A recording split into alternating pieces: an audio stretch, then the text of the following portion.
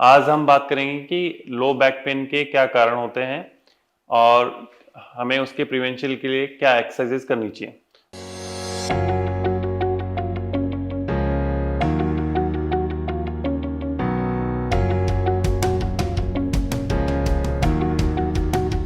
Hello friends, I am doctor Mukesh Haridwar.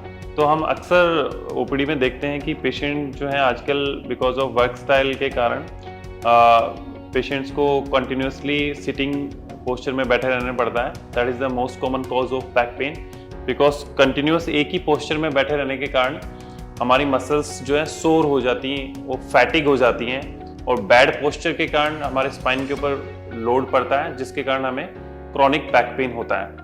So most common cause of low back pain in young patient in office workers is muscle weakness। हम regularly muscles के लिए exercise नहीं करते हैं।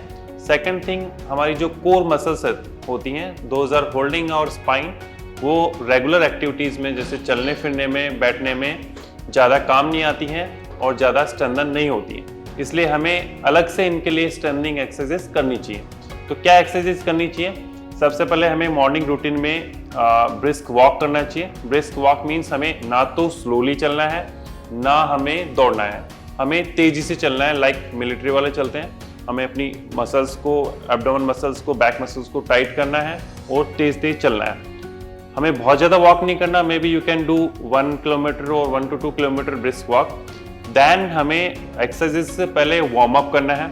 Warm up exercise there is a very good warm up exercise, we call it jumping jacks, जिसके अंदर हमारी सारी मसल्स एक्टिवेट हो जाती हैं, सारी मसल्स एंगेज हो जाती हैं। एक बार वार्म अप होने के बाद में मसल स्ट्रेन होने के चांसेस और इंजरी होने के चांसेस कम रहते हैं, इसलिए हमें वार्म अप हमेशा करना है। जंपिंग जैक्स करने के बाद में हमें कोर स्ट्रेंथनिंग एक्सरसाइज करनी है। कोर स्ट्रेंथनिंग एक्सरसाइज में हमारी आती हैं एब्डोमेन मसल और लोअर बैक मसल्स। जैसे कि हमें सबसे पहले प्लैंक करनी है। Plank is very good core exercise. Depending on your capacity आप 20 सेकेंड्स प्लैंक से स्टार्ट कर सकते हैं। धीरे धीरे हमें इसको बढ़ाना है।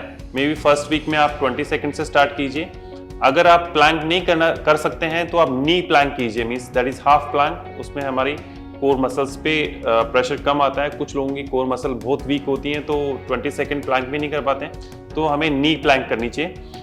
प्लैंक के बाद आप 30 सेकेंड और मे बी 40 सेकेंड्स का रेस्ट लीजिए। Then you should do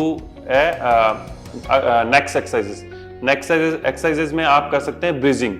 then आप ब्रीजिंग एक्सरसाइज कीजिए। ब्रीजिंग एक्सरसाइज के 10 रेपिटेशंस कीजिए।